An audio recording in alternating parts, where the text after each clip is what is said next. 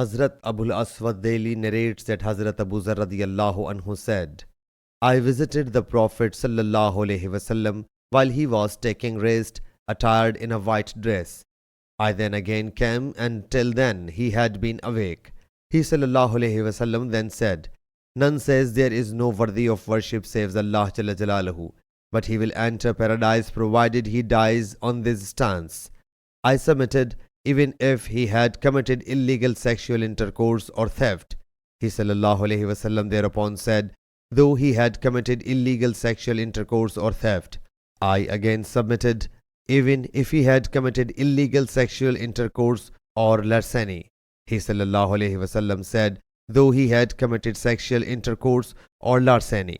I again submitted, even if he had committed illegal sexual intercourse or larceny. He sallallahu alaihi wasallam thereupon said, though he had committed illegal sexual intercourse or larceny. May Abu Zar's nose get dusty. Whenever Hazrat Abu Zar radiyallahu anhu would narrate this hadith, he would say, may Abu Zar's nose get dusty. Sahih Bukhari, Hadith number 5827.